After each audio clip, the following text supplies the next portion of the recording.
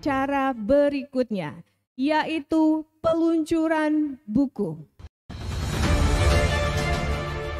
Baik, izinkanlah saya menyampaikan buku yang sangat singkat ini.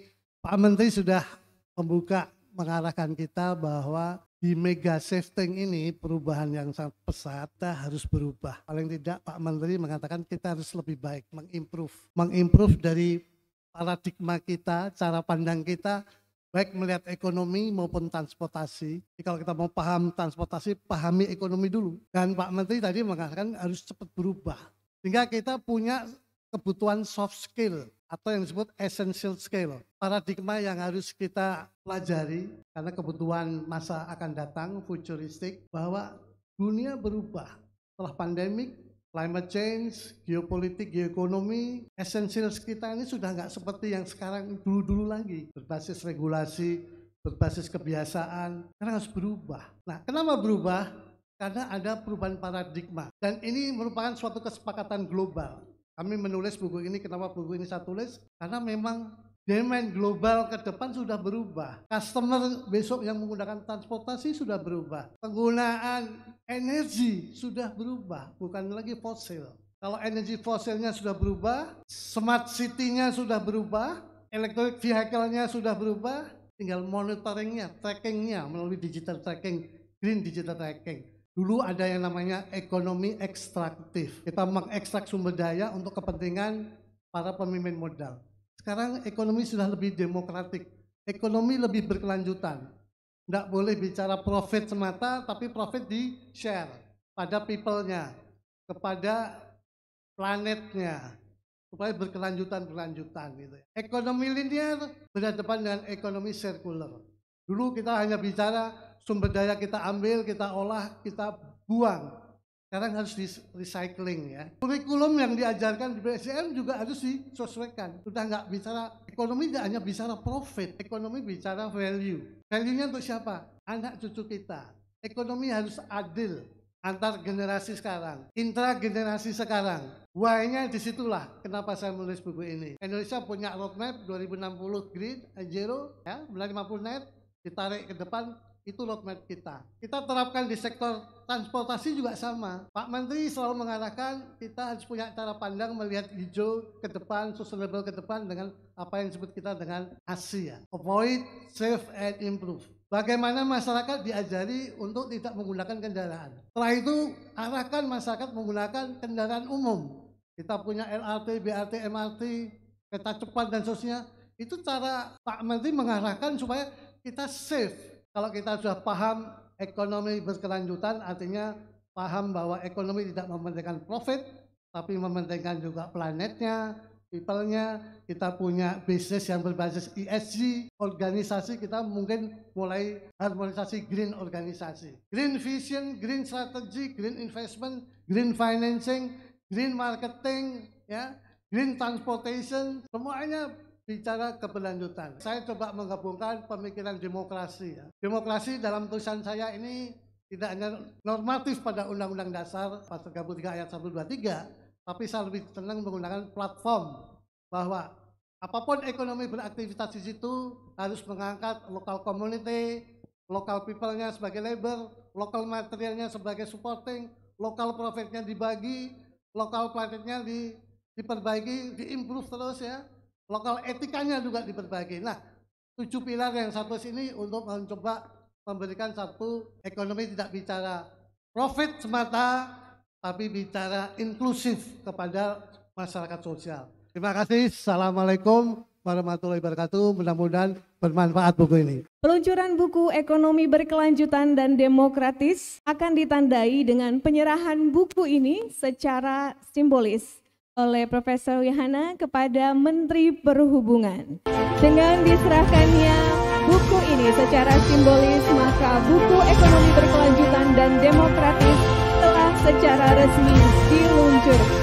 Buku ini tidak hanya diluncurkan hari ini, tapi akan langsung dibedah. Sesi bedah buku ini akan dipandu seorang moderator. Kita hadirkan moderator Ibu Vidya Selasdini. Pada pagi hari ini perkenalkan saya Vidya yang akan memandu bedah buku dari Profesor Wihana Kiranajaya dengan judul Ekonomi Berkelanjutan dan Demokratis. Pantareikai Uden Mede. Segala sesuatu mengalir seperti air dan tidak ada sesuatu yang tinggal tetap. Dunia terus berubah. Dalam bedah buku ini kita akan didampingi oleh 3 orang panelis kita. Ibu Pangesti Widarti, yaitu peneliti senior Pusat Studi Transportasi dan Logistik dari UGM.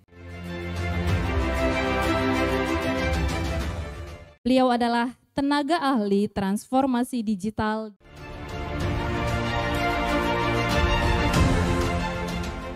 Yaitu Kapten Tri Cahyadi. Jadi motivasi saya sederhana, memang kalau kita menggunakan paradigma yang keliru, kita itu akan mengalami kesalahan yang berulang-ulang, sehingga muncul ketidakadilan. Jadi di buku ini cukup menarik karena setidaknya ada lima hal besar yang saya catat. Yang pertama adalah tentang ekonomi yang berkelanjutan itu sendiri. Kemudian yang kedua tentang demokrasi dan ekonomi yang berkelanjutan. Kemudian yang ketiga adalah bagaimana kesinambungan dari kepemimpinan yang berkelanjutan itu. Lalu yang keempat yang saya catat juga adalah tentang tantangan dan strategi. Di sini banyak komponen teknologi, inovasi dan lain sebagainya diimplementasikan.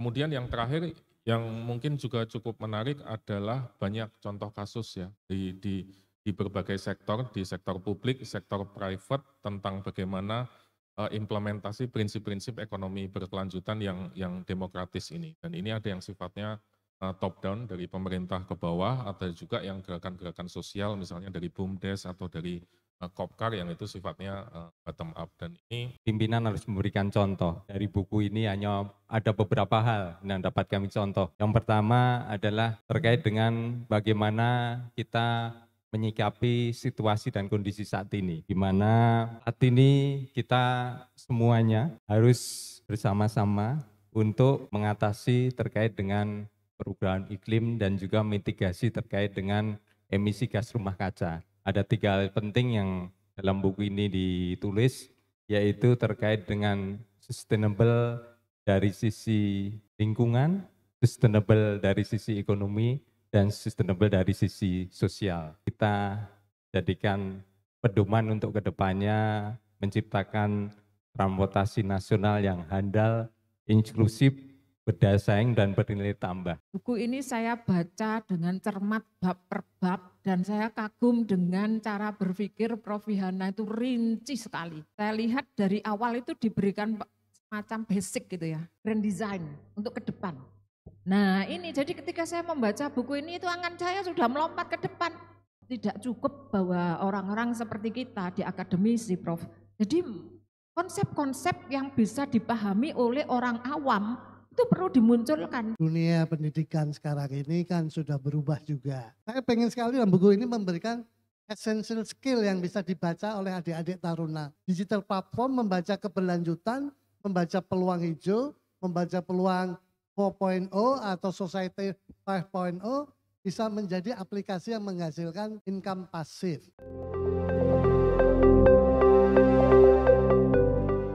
Buku ini adalah solusi saat ini dan masa depan terkait dengan bagaimana khususnya kita semua bergerak di bidang transportasi. Di mana kalau kita lihat bahwa kalau kita berbicara terkait dengan sustainable transportation, ada 5 prinsip di situ, yaitu yang pertama adalah terkait dengan efisiensi energi, dan ini bisa kita lakukan bersama. Kami mengajak Ibu dan Bapak semua untuk melakukan itu. Kemudian yang kedua adalah terkait dengan clean energy, energi baru yang terbarukan. Kemudian yang ketiga adalah kita mengurangi emisi dan polusi, di mana kalau kami lihat bagian besar yang ada di sini adalah perusahaan pelayaran dan juga operator di atas kapal, perwira di atas kapal, nahkoda tentu saja itu bisa menjadikan hal yang kita semua harus bersama-sama sadar terkait dengan hal itu. Kemudian yang keempat adalah mengurangi kongesti, di mana kita mempercepat proses bongkar muat kalau di pelabuhan ataupun di tempat-tempat lain. Dan yang kelima adalah terkait dengan aksesibilitas dan affordable, di mana transportasi ini bisa dinikmati oleh semua orang.